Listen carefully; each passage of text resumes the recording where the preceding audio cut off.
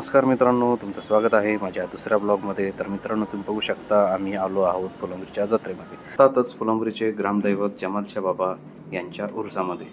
तर मित्रांनो, तुम्ही बघू शकता अशा प्रकारे आम्ही सर्व मित्रांनी मिळून दर्शन घेतलं बाबांचं आणि तिथून पुढे मग आम्ही जत्रा फिरायला निघालो। तर मित्रांनो, ब्लॉग बनवण्याचं काही विशेष असं कारण नव्हतं, परंतु मित्र ऐकत नव्हते, त्यांच्यामुळे मला हा ब्लॉग बनवावा लागला। तर मित्रांनो, तुम्ही बघू शकता इथे लहान व मोठ्यांसाठी प्रत्येकांसाठी पाळणे, ब्रेक डान्स वगैरे अजून भरपूर काही खेळण्यासारखे उपकरण होते।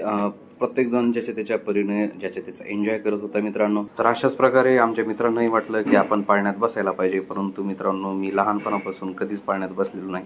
एकदा बसलो होतो, परंतु मला त्रास झाला होता, तेव्हापासून मी आयुष्यात कधीच बसलो नाही मित्रांनो। अभिषेकने मला खूप कन्व्हिन्स करण्याचा प्रयत्न केला, परंतु झालं असं मित्रांनो, तिकीट काउंटरला विचारलं तर 70 रुपये प्रति व्यक्ती तिकीट अशा प्रकारे होतं। तर थोडंसं महागच होतं मित्रांनो, परंतु चला त्याच्या निमित्तानं का होत नाही, माझी सुटका झाली मित्रांनो, कोणीच पाळण्यामध्ये बसलं नाही।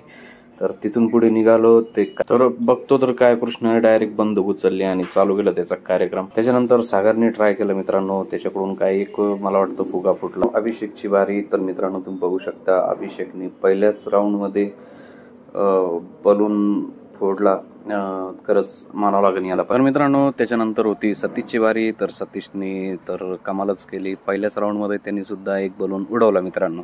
आणि मग माझी बारी आली मित्रांनो। तर तुम्ही बघू शकता पहिलेच मी शॉट मध्ये बलून उडवून टाकलेला आहे, नंतर काही पॉसिबल झालं नाही मित्रांनो।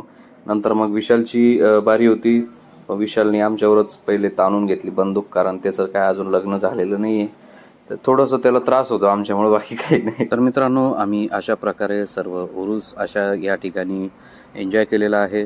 तर मित्रांनो त्यानंतर आम्ही थोडंसं दुकाना वगैरे फिरलो आणि मग आम्ही काय घरी बाळांसाठी 2 कार खरेदी केल्या। त्याच्यानंतर आम्ही मांगेलकडे मस्तपैकी पाणीपुरीवर ताव मारला आणि त्याच्यानंतर आपापल्या घरी गेलो। तर मित्रांनो कमेंटमध्ये मला नक्की सांगा माझा हा ब्लॉग तुम्हाला कसा वाटला। धन्यवाद मित्रांनो।